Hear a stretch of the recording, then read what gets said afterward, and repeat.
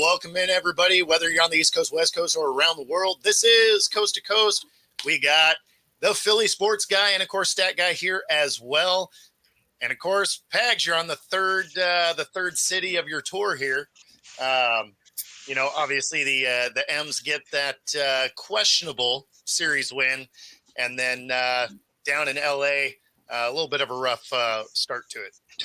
Yeah, it was. A couple of bad pitches kind of did us in on that. Nola had one bad inning, and then Otani gets a home run. Yep. Which he seems to do about once every third game or so, like that. So yeah, it was a little bit of a rough start, but my first time ever at Dodger Stadium was a fun one. I took about 400 or 500 pictures. Dodger Stadium has a lot of history. It looks like a very retro baseball stadium, so it was kind of cool to go around. And I went around with somebody who he is a native, Dodgers fan. You know what I mean? So he knows all about the history. He does a baseball podcast as well, so he was able to kind of show me, Top Fan Rivalry podcast. So he was like literally took me around the entire stadium, took a picture with Jackie Robinson, obviously just a statue because he's dead. You know what I mean? The Tommy Lasorda bobblehead, and one of the cool things that they have like bats from like all the major Dodgers throughout the years and stuff like that. And the other thing that I thought was really cool is that the Dodgers have saved every bobblehead that they ever gave out. But not only that, every time they would go to an away game and they would give out a bobblehead, they kept those bobbleheads, and they have them all in these cases. Oh, that's amazing. There's like 10 cases or 8 cases filled with bobbleheads. So I took pictures of all the cases, and then of course I'm like, yeah, here I am, and here's the Phillies. There's like 3 or 4 of those bobbleheads, and thanks, Rob. And Rob, let me just say this. I have to give a big thank you to both Bo and Rob for dealing with me in Seattle. I tell you, it was, I stayed with Rob there, and Rob was gracious to allow me to stay in his place, and two bachelors living the life, kind of, and. I think it's been a little bit of a while since Rob has lived the kind of life that I have. So I'm sure he may have been struggling on Monday morning. I don't know, but I really do have to thank both of you guys for such a great time in Seattle. It really was an awesome experience, and I really do appreciate. Well, and shout out to Rob for sure for making the tickets and everything happen. Like, it was amazing. So, yeah. But thanks for coming to Seattle, man. It was a ton of fun. Yeah, I'm so glad that we did that. That really was amazing. And real quick, well, might as well while we're talking about it as we speak, we are going to push back the date of the Tomahawk. Oh, the Tomahawk. Yeah. We need to push it back some because we don't think anybody's going to come. So. Yeah. And, honestly, it'll probably be better to do it next month anyway, on my end, because I potentially might be moving about that time. And so I may not even have my grill here. So it looks like, well, then maybe it's best that we have Tomahawk night and fantasy football night as different nights. Okay. If we're going to do it that way, maybe we figure out, because Tomahawks are a little bit harder to make happen. Yeah, I think it's gonna require a little more planning than originally thought. Like, I thought it was gonna be like a slam dunk. Let's go get some food, and then I feel like it needs more planning than what I was thinking initially. Like, we need to advertise, a little bit so that maybe somebody will come. Be proactive at all? Yeah, I think so. Being proactive is a good thing, isn't it?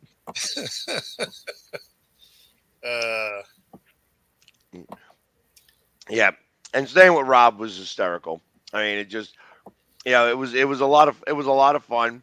I had a He gave me an air mattress and a cot. I chose the cot because the air mattress looked like it was like your everyday air mattress. I mean, that's every air mattress. That's what I said. Your everyday air. Like every air mattress is, you lay on it initially and you're like, okay, like this is probably going to work. And then you end up mostly on the floor by the time it's, morning anyway, because inevitably they all leak. So, but yeah, I mean, it was it was an overall great time and a great experience. And even though we lost the series, it was still it was fun being at the Obviously, ballpark. there was a couple questionable calls in that final at bat. In game 2. Yeah, in game 2. And I mean, to be fair, you guys might have still lost that one, but right. Because it just would have went into the next inning. So, I mean, who knows what it would have ended up being. But there were 2 strikes that they called balls that were, I mean, we were in the outfield and we're like, that's a strike.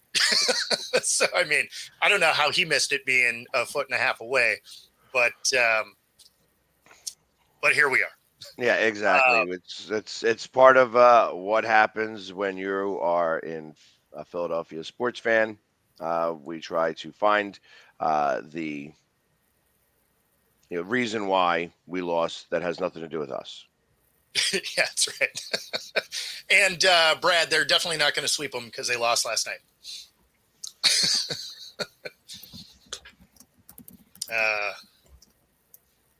Yeah, and I don't know that sweeping the Dodgers would have them go back to the World Series so far. You cannot win a championship in August, just like you cannot lose a championship in August. I mean, but you can miss one in August.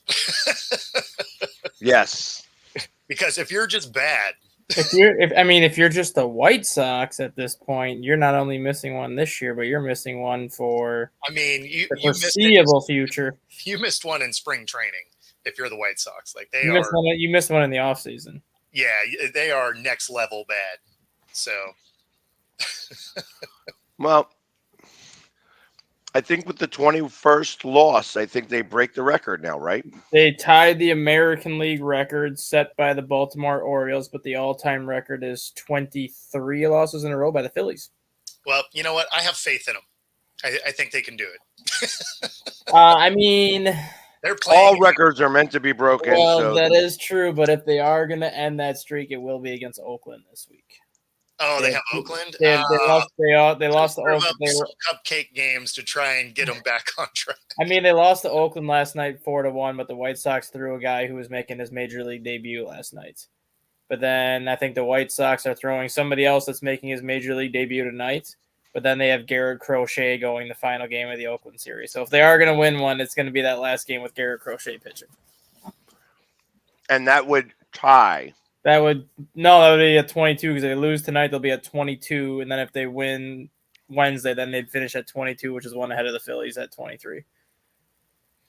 And the 21 with the Baltimore Orioles was like in like 97 or something like that? 1988 when they started 0-21 and they had guys like Eddie Matthews and Cal Ripken Jr. on the team. So I'm like, how do you start 0-21 when you have those 2 guys in the middle of your lineup? Yeah, I remember that too. I remember a little story about that. I mean, we were obviously in Philly.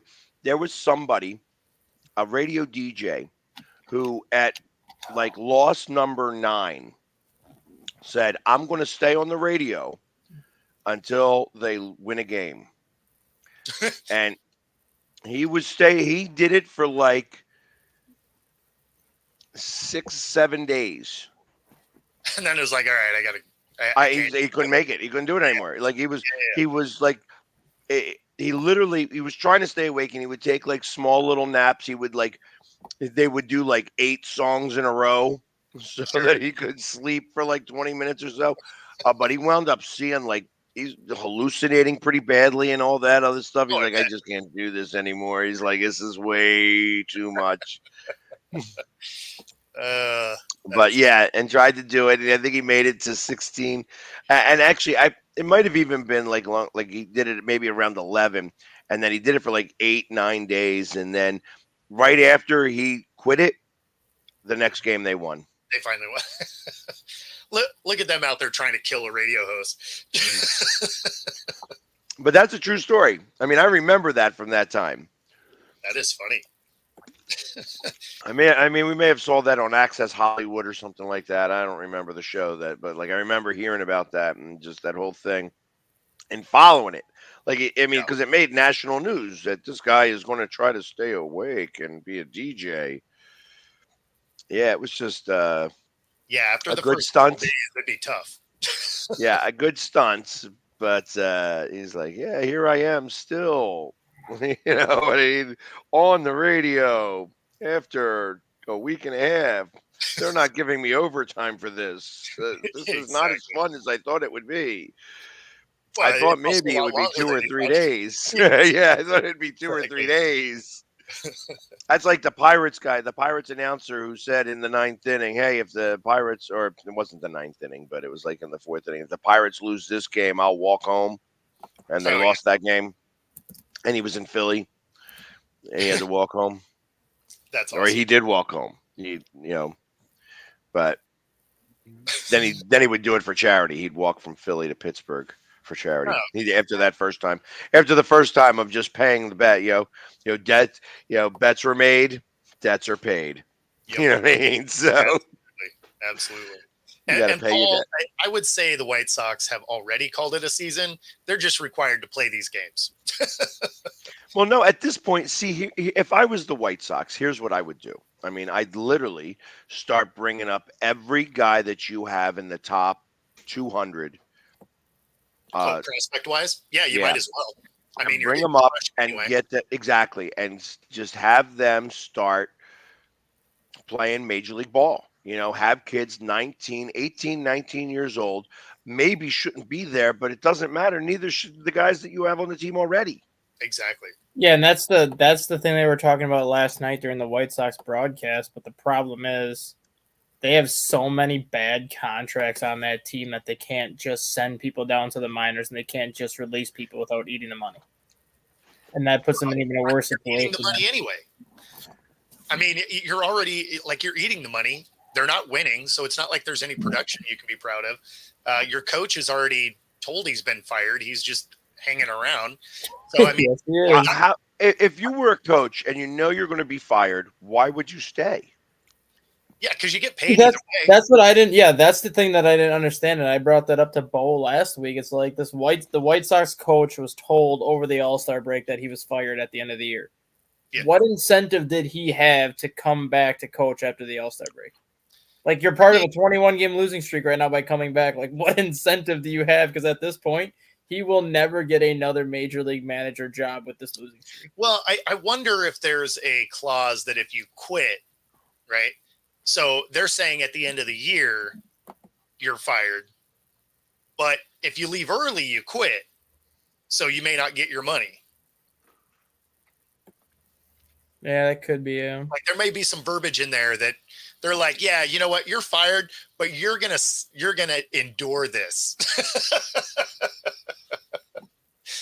I mean, like, if you're the team, though, what you'd almost be like, hey, let's just, if we're just bringing people up, right? Why don't we bring up a coach from one of our minor league teams too? Why not? I mean, we're already absolutely terrible. Yeah, but I mean, as I think about this, and I'm trying to figure out like what's really the best case scenario for this guy to be like, okay, we're gonna finish out this string. Is it more because if he quits, does it look bad in Major League Baseball? Like, I got to imagine baseball coaches, he's not going to be a manager anytime real soon. He'll never get another He'll never get another managerial job again. Right, but he's still probably a baseball guy. Yeah, he'll be around, I'm sure. Yeah, and he may even get a manager job, because when you look at this roster and what they're paying people, and I mean, nobody's looking at that and be like, oh, that roster is stacked, they should be killing people. So no, although they say that about the Phillies, and we're not. It's accurate, but I mean, even still, you guys are what, third third or fourth as far as overall record. Still second, I think. Yeah, there's a half game behind the Yankees and Orioles. And Cleveland? Yeah, well, I was going to say because Cleveland should be leading. So I think Cleveland, the Yankees, and the Orioles are all 67 and 46, and I think the Phillies are 66 and 46. Yeah, which would make you fourth. Yeah, well, tied for second, but like you have 3 teams tied for first. But yeah, but that's how numbers work. yeah, right? I know. I still call it second. Aren't you the stat guy? Like, what are we I doing? don't ever count the numbers that way. When if there's 3 teams ahead of you record wise. That means there's 3 teams ahead of you. But if they're tied for the same record, I say they're tied for first, and then you're in second. So, Dustin, I will have to say this, Dustin. If one of those teams loses, then they're tied for second with you. Well, unless you lose, and then you're fourth. Like, what are we talking about right now? Phillies are third because the Guardians are first, and then the Orioles and Yankees are second. Okay. So that being said, so in Seattle, we found another listener. That there's somebody who listens who doesn't actually say anything, which I thought was interesting. I'm like, huh, all right, well, that's cool. I'm glad that somebody actually is paying attention. Yeah. And they said, what does Stat Guy do? Because we don't get any stats from him. So I definitely wanted to pass that message along to you so that you could prove him wrong. And give us stat guy stats. You know, and in a way, fine. You want some stat guy stats? Here you go. You by not knowing how rankings work. you want some stat guy stats? Here you go. Not only are the White Sox in the midst of a 21 game losing streak, but they're 0-57 this season when they're trailing after the 7th inning or later. They have yet to win a game on a Monday this year, so they're 0-31 on Mondays. They have yet to win a game on a Sunday this year, so they're 0-28 on Sundays. Wow. They played more Monday games than Sunday games. No, I meant 0-58 on Sundays. Not 28. 0-58 on Sundays, and they haven't won an actual series since, I think, mid-June. 0-58 for how many years? Last 2 years. They haven't won a game. They haven't won a Sunday game since like last June of 2023. Ouch. They are great. Rough. So what game do they like? What day of the week are they actually winners? The best. The funny thing is, the best day of the week for them is a Thursday because they don't have a lot of Thursday games because it's usually an off day. Because if you play Monday, Tuesday, Wednesday, then you have your travel day Thursday, and then start up Friday, Saturday, Sunday. Thursday is typically their best day for like wins. They win the getaway day. Yep. Unless it's a Sunday. Unless it's a Sunday getaway day, then they don't win. Then it's just like, we don't want to be here. Wow. See, now that's some good statistics. All right, way to bring your A game. Good job. Of course, the guy that said this was wearing a Team USA Griner jersey. Just so you knew. Oh, was it a Griner jersey? I didn't even see whose jersey it was. Yeah, it was a Griner jersey. That's funny. Griner. Yeah, he was the one that kept coming up to us like in the middle of everything and just being like screaming at the top of his lungs like "Go basketball" or something ridiculous like that. Exactly. Yeah. He was definitely a spoon trying to stir the pot. Yes. I mean, it was a fun group that day, though. Like, there at the corner of the bar, like that was a fun group of people. And a big shout out to Justin Novak, who has got a new follower in the Philly Sports Guy. We had a couple of very funny moments, with the bullpen catcher of the Mariners, he was a good sport about it. Like I was busting his chops. He's carrying this little itty bitty suitcase out to the bullpen, and I'm like, is that your flute? Play us a little tune. And he comes up and he goes, hey, you want a baseball? I'm like, yeah, sure. And he goes to toss it to me and just tosses it in the gully so nobody can get the baseball. It was a very funny moment. In front of everybody, and See, those are the types of moments I love when I can interact with an opposing player who understands that I get it. It's not. I'm not saying, man, you suck. What the hell was that? You can't even throw me the ball. It's like this. You're on the team. Like I should have gone that route. I could have been. Is that how you throw? It's amazing you're on this team. You know what I mean? I No, could have gone a little bit further with that, but it was too funny to me. You oh, know, no, like, it was hilarious. Although, had you gone that route, be like, I see why you're just catching in the bullpen. Like, yeah. See, it's always better with the Monday morning quarterback, yeah. responses. But No, he yeah. was a good sport. Like that was hilarious. Because I mean, he just straight threw it down in in that. He like tossed it, and he just tossed it, and it like literally like it traveled like 3 feet in the air, and then just went. I'm like, there was no way anybody was getting the ball. It's like that was hysterical. No, it was amazing. And so I got a new follower now. Like I said, I followed him, and I'm going to bust his balls now all the time. Yeah, absolutely, absolutely. Now I love it when guys are good sports though, where they're just like, we'll mess around, like it's good times.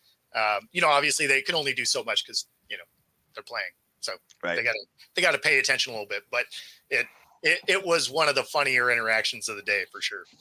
Right, and so it's like then he comes over, and I guess he felt a little bit bad about it because he's like, "Hey, so how long does it take to do your face paint? Does the carpet match the drapes? Oh, I've never heard that one before. Ah, Yeah, but nah, like I said, it's when you have those interactions, and it's rare that I get those interactions with opposing players.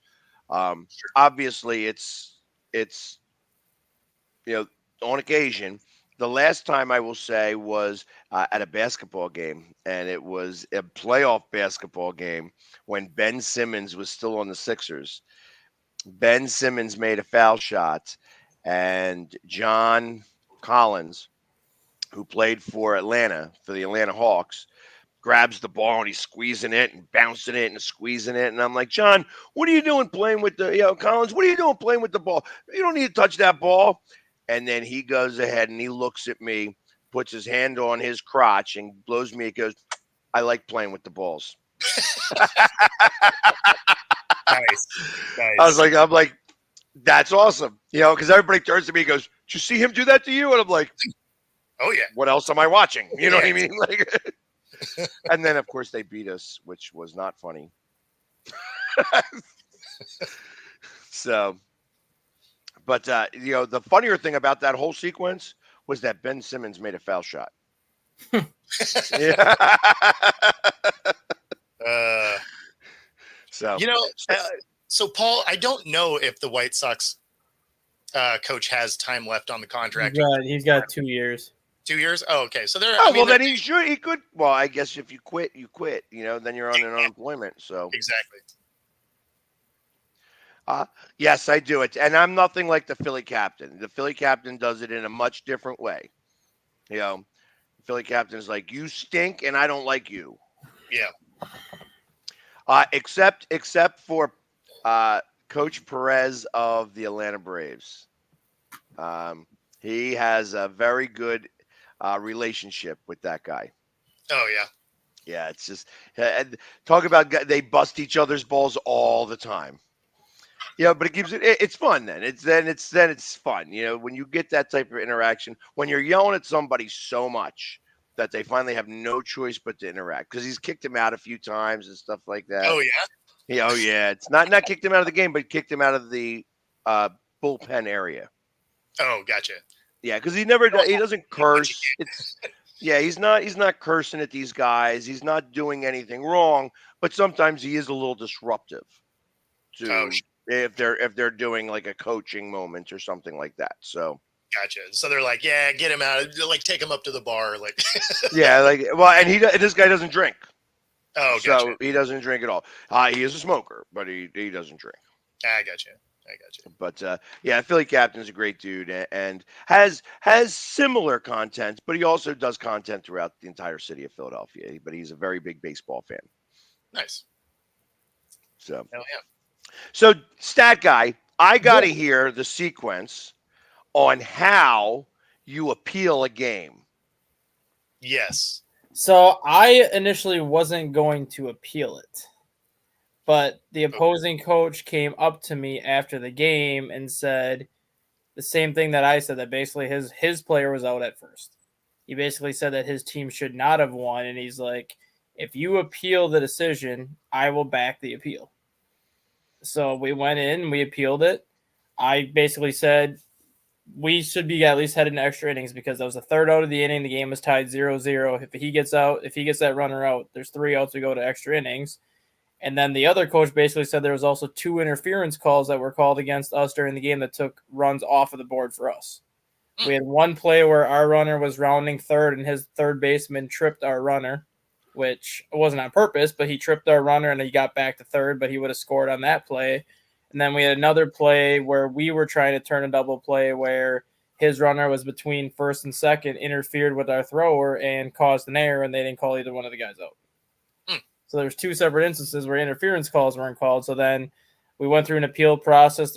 Their coach basically said this game should continue. I voted that this game should continue, and then they had, of course, the 2 more on umpires that were there said, well, this game's not going to continue, and then everybody else voted for it to continue. Both of the umpires that umpired that game got suspended for the rest of the tournament, so they're not there. Wow. Wow. That is a wow, because that's a big deal too. Yeah. That, because we had the photo that I sent you guys. We actually brought to the appeal, and the umpire was literally looking at the kid's foot landing on my pitcher's foot, and even the commissioner that was there is like, how do you not call this an out? Like his foot's on the base, and the guy stepping on the pitcher's foot. That's out 99 out of 99 times. Yeah, exactly. Well, yeah. That being said, though, I mean, obviously it's a bang play, so I mean, he could say, "That's all right." I saw what I saw. End of story. It looked safe to me. It looked like simultaneous. Yeah. Which you could have gone. I mean, you could have said that. I mean, other than the fact that he took a picture of his foot on your guy's foot, but it like simultaneous type thing. Like it could have been the fact that he stepped on your guy's foot, and that's what made your guy first. Yeah, but we showed the umpires the photo during the game. We did everything that we had evidence wise, and umpires. Well, once the umpire makes the call, I mean, you don't have replay there, so he's got to stand by his call. The home plate umpire does have the vote to overrule it, though. On because you can appeal any call during the game, and the home plate umpire has the right to rule it. So we even showed the home plate umpire the photo, and we're like, yeah, but how quickly did that photo come up? Right away. Like he took that photo right as the play happened, and then when my pitcher gets stepped on, he thinks it's the third out, so he takes the ball and kind of underhands it like he's throwing it back to the pitcher's mound. Umpire calls him safe, and everyone's running back to our dugout, so we have nobody covering home, and their runner scores from second. Otherwise, we'd have been going to extras tied 0-0. Scored from second. See, that's the big deal. He was on second with 2 outs. So the ground ball gets him to third. My pitcher gets him out, but so he thinks it's the third out, so he takes the ball, rolls it back to the pitcher's mound like you do at the end of the inning. And then the umpire called him safe. So as all of our guys are walking back, they should have called it. See, that would have been the other call to call it a dead play. Yeah, which the umpires didn't do. They just let the play continue, and then as my players are walking back to the dugout, the guy just goes straight home. Wow. All right. Well, that being said, so there's a couple. That's why the suspension, because they could have resolved it in a different way. Like, all right, let's bring it to another batter, and then at that point, like they had a bad call, but it's still not over. Yep. So, but big shout out to the opposing coach.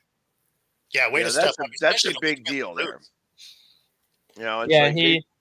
And he kind of understood where we were too, because last year was his first opportunity at like kind of the super regionals, and he knew that this was our first opportunity there, and he didn't want it to end the way it did. He wanted it to end fairly for both sides. Like he basically told me after the game, he's like, I didn't want our team to win feeling like we were given the win, and I didn't want you guys to lose feeling like it was taken from you. Like if we're gonna win, we want to earn it.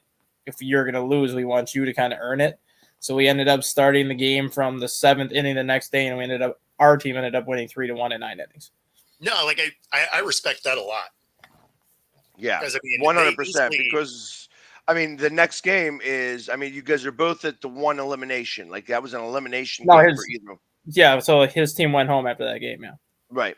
And you guys have what, doubleheader possibly, or like you have one more game at least. We have one more game at least against the defending national champs. It's supposed to be today, but we had 3 inches of rain last night, so I doubt that's going to happen today. So either way, we have one game against the defending national champs for sure. If we can find a way to beat them, then we have a doubleheader for winner take all. Back to back? It'd be like a 30-minute break between you. Okay. Which benefits us, though, because now that it's Tuesday, I can throw my ace again. The no-hitter guy. Yep.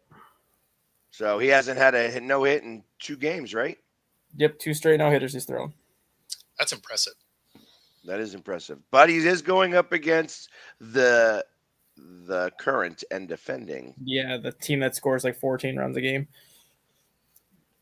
So, I mean, obviously they have some bats with them. Yep, they're out of Fargo, North Dakota. Fargo! Did not know baseball in North Dakota was a thing, but apparently they got some good baseball up in Fargo, North Dakota, apparently. Well, you know what? Those guys are all like beef and corn fed. So, that's why the bats are strong. And what else is there to do in Fargo? Play football in the snow? I don't know. Hey, listen, you're in Wisconsin. I can't imagine that would also be a really good baseball haven. But at least we have hockey. At least we have hockey here. I don't even know if they have hockey out there. Oh, they absolutely have hockey. Do they? Yeah. North Dakota is always in the Frozen Four. Yeah.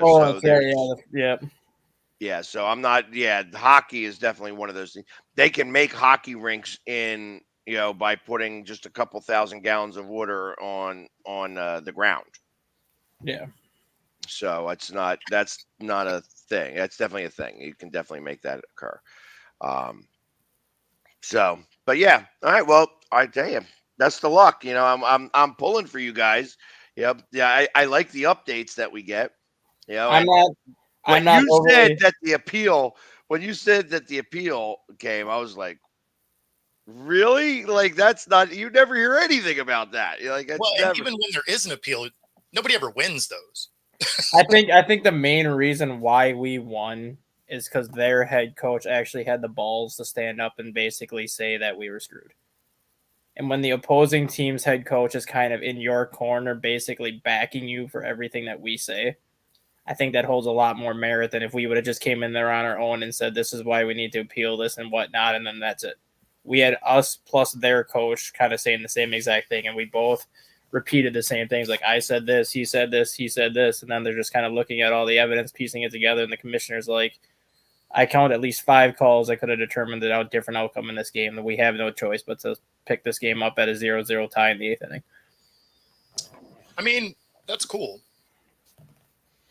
Yeah, so but you guys started it back in the 7th? Top of the 8th, because that was the bottom of the 7th. Got ya. Okay. So then we scored a run in the top of the 8th. They scored a run in the bottom of the 8th, and then we got 2 runs on the top of the 9th because it's played the same way as Major League Baseball, where you start a runner on second in the extras. Right. So, well, like I've known their coach a long time because he was the only other Wisconsin team that was there. So like we played each other a lot over the last couple summers. So that's kind of why I think it was more so like. It wasn't the same team because the team that you beat to get this, they didn't go to. No, we beat that. So the 5-time defending state champs, we knocked off. Right, but they didn't get to go. They didn't get to go because they got knocked off. Yep. But there was another team from Wisconsin. Yes, because there's a northern like state tournament and a southern state tournament. So his team is from the southern state. We're from the northern states. So this is the appeal photo for everybody watching, so that there's some context to our conversation here, and that is as much of an out as it can be. So it makes sense that you won the appeal.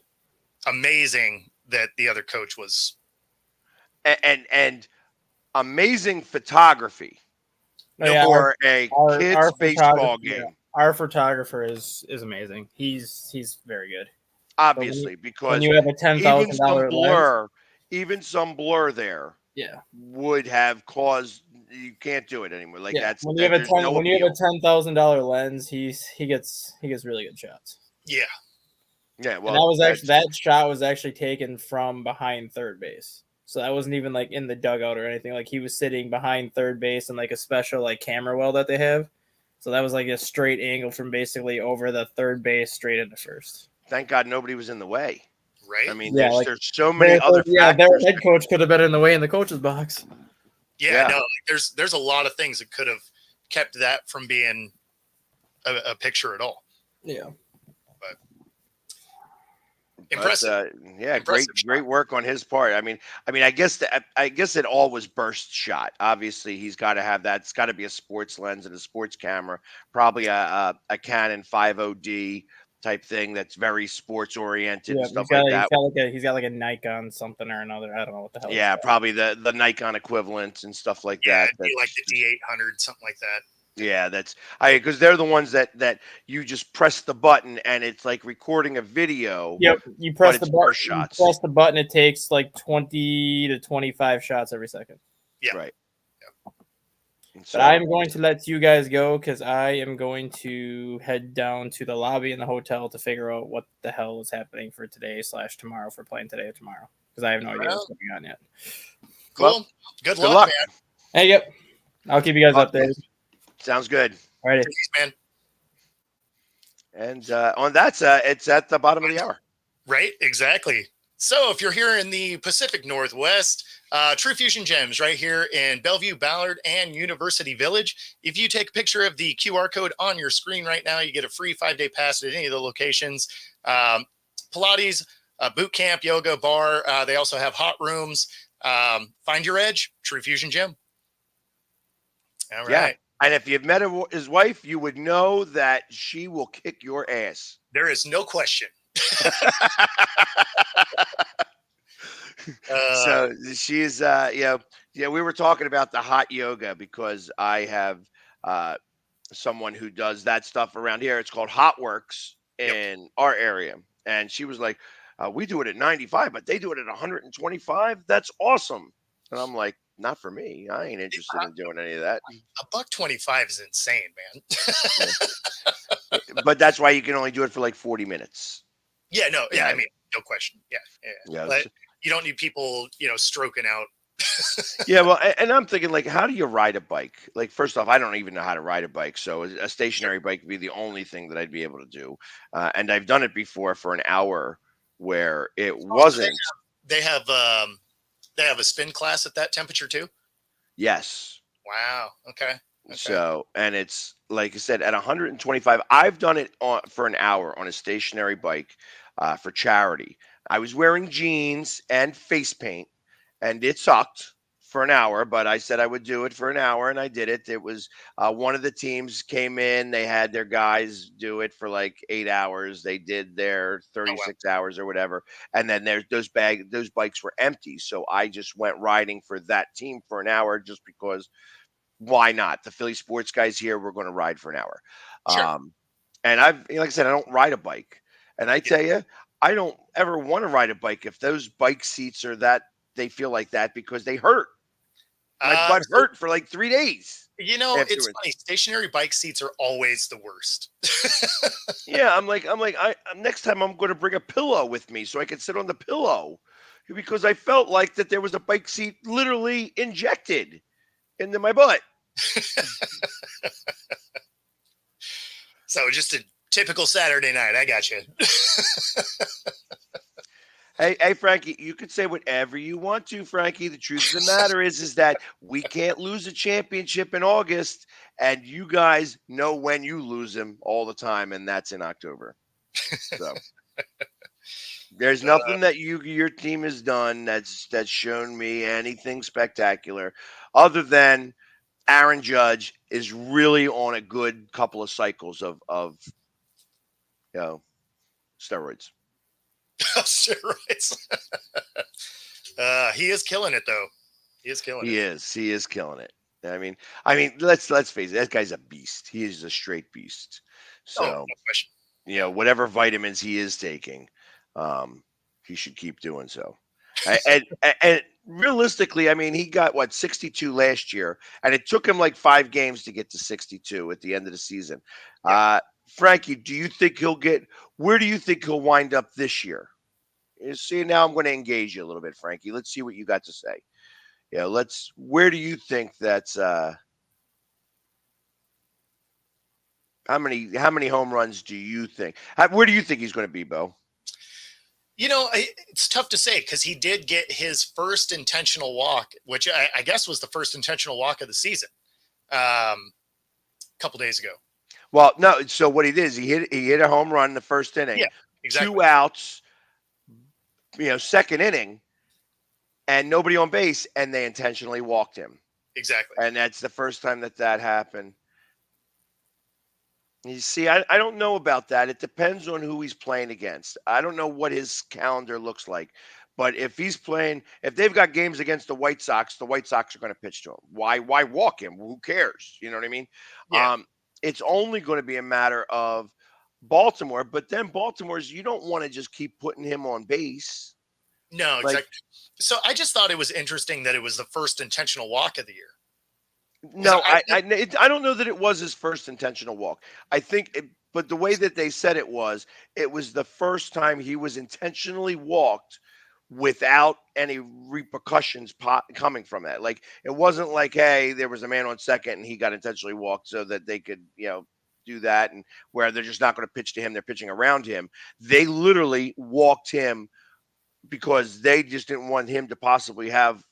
No. Like, I get why they did it. No. The broadcast I was watching was saying that was the first one in baseball this season that was a signaled intentional walk.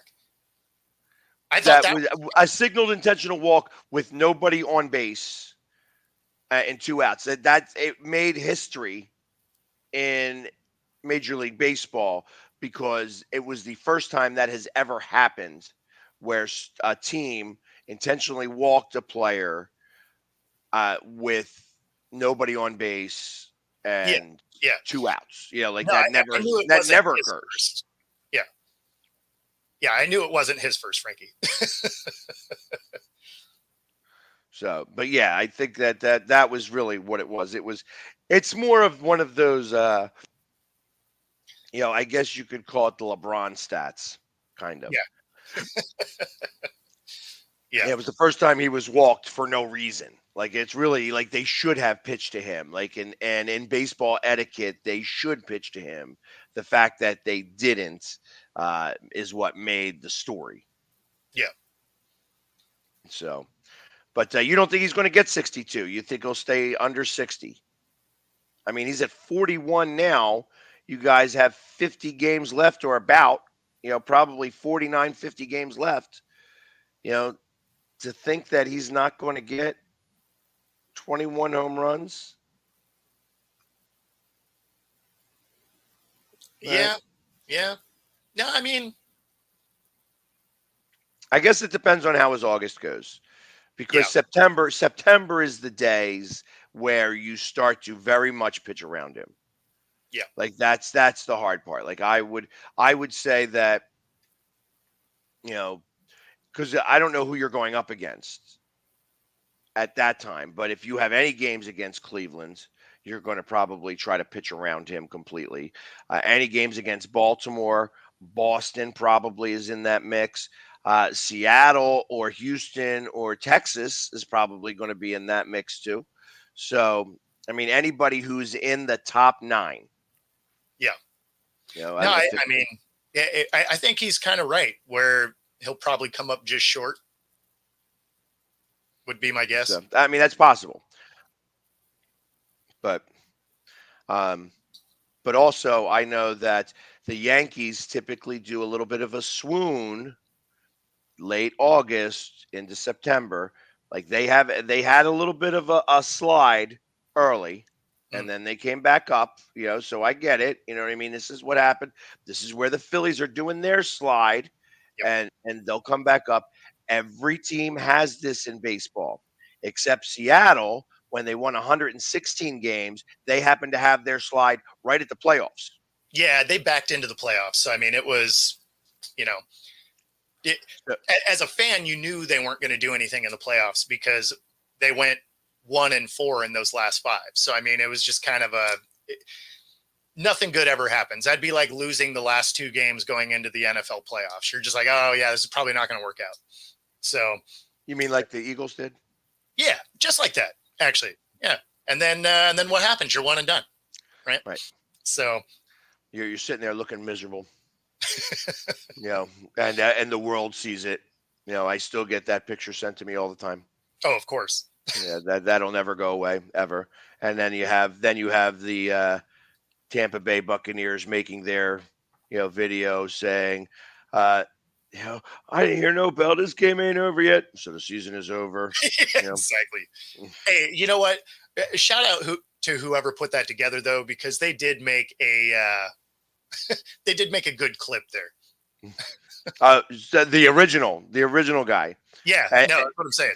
The original guy who did that, it's like he's like, I think this is going to go viral, and it did.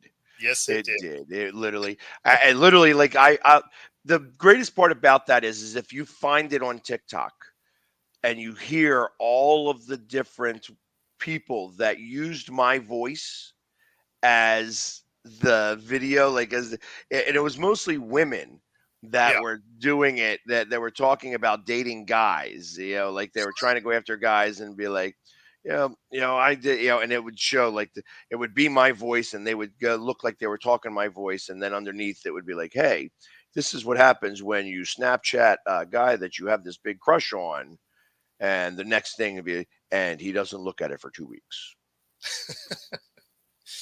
Yeah. So yeah. We got all the podcasts coming on today. What's up there? Exactly. We got Back It Up Binge coming in. Thanks for stopping in, Josh. Turbo. It's a busy chat room today. You'll send me a TikTok that got Philly sports guy good. I've had a couple of them. The other one that went super mega viral, and it's always ones where I put myself out there, and I wind up getting beaten up because we lose. Just like game 5 of the playoffs against Atlanta. Hey, we're up by 18. There's no way we're losing this game. We're going to win this game and put a dagger in the heart of all Atlanta Hawks fans. Let's go Sixers. Yeah. That made it onto sports talk radio. Yeah. Yeah, because we lost that game. Yeah, of course. Yeah. And that went, and it was one of those things where I did it and I'm like, maybe nobody saw it. It only had 20,000 views. And then it was like, ding, ding, ding, ding, ding, ding. You know what I mean? It just, everybody found that. It was on freezing cold takes, all this stuff. It was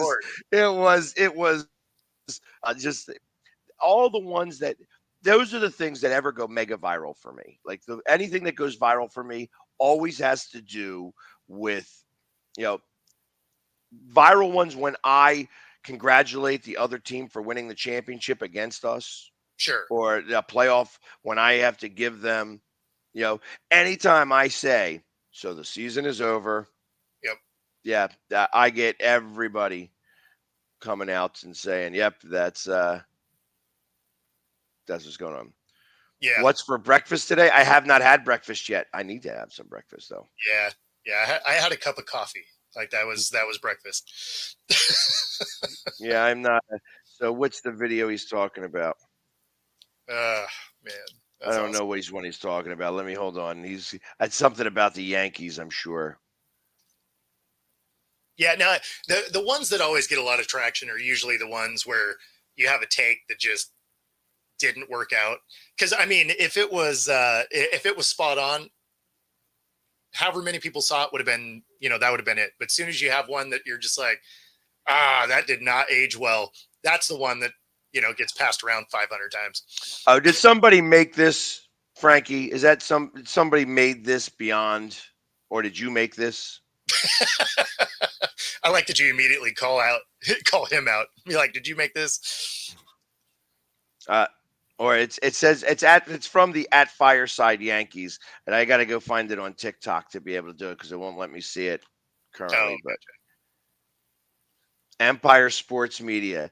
I love the fact that you guys up in New York all follow me.